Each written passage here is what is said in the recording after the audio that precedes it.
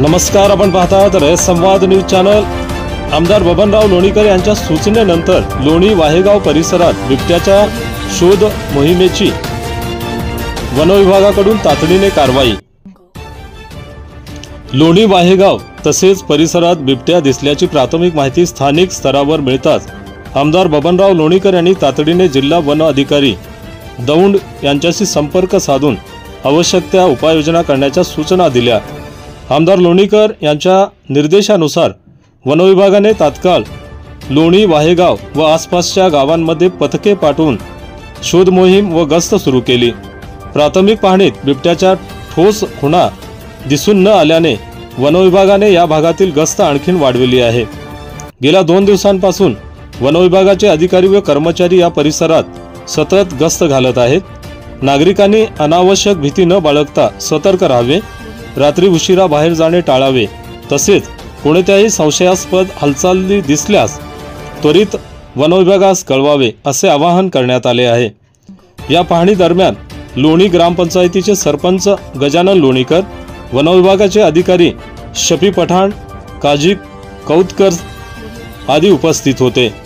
तसेच स्थानिक ग्रामस्थही मोठ्या संख्येने उपस्थित होते। रयत संवादसाठी राम राठोड, परतूर, जालना। आपल्या परिसरातील बातम्या पाहण्यासाठी रयत संवाद न्यूज चॅनलला सबस्क्राइब करा, शेअर करा, लाईक करा।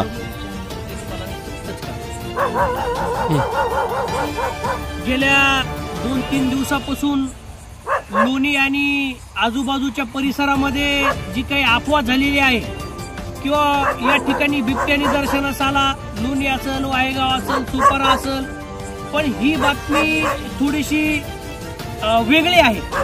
आम्ही संतोष नवघरे यांच्या शेतामध्ये आलेलो आहेत। इथं काही मेंढपाळ आहेत, काकडे कुटुंब आहे, यांच्या जवळपास 100-200 मेंढ्या आहेत। त्यांनी एक बिबट्यासारखं दिसणारा प्राणी पाहिला।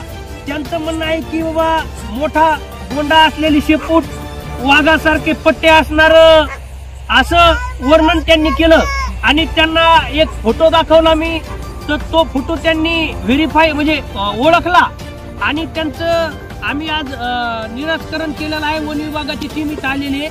हे बिबट्या नसून हे एक तडस आहे। हे तडसाच्या अंगावर वाघासारखे बिबट्यासारखे पट्टे असतात, त्याचप्रमाणे त्याची शेपूट असते। हे सगळं तडस आहे आणि त्यांना हे दाखवल्याच्या नंतर त्यांनी मान्य केलेलं आहे की हेच प्राणी आम्ही पाहिलेला होता। आता दुसरा विषय आहे की बाबा बिबट्या असो या नसो, आपण काळजी घेणं गरजेचं आहे। आमदार लोणीकर साहेब आहेत, वन विभागाचे अधिकारी आहेत, सरपंच म्हणून मी आहे, आमची संपूर्ण टीम आहे। आम्ही सगळे या ठिकाणी तुमच्यासाठी उपलब्ध आहोत। कुणालाही जाणीव झाली किंवा असं काही वाटलं तर आमच्याशी संपर्क साधा, परंतु शेतात वाडी वस्त्यावर राहत असताना आपण काळजी घ्या। शेतात राहताना रेडिओ लावा, टेप लावा, मोबाईलचे गाणे वाजवा, बाहेर जाताना उंदराची काठी सोबत असू द्या। अशा विविध योजना तुम्ही करा स्वतःच्या संरक्षणासाठी।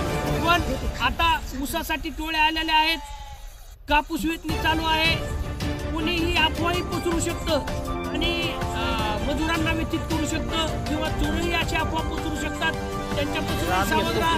परंतु वन विभागाची टीम तुमच्यासाठी सक्षम आहे।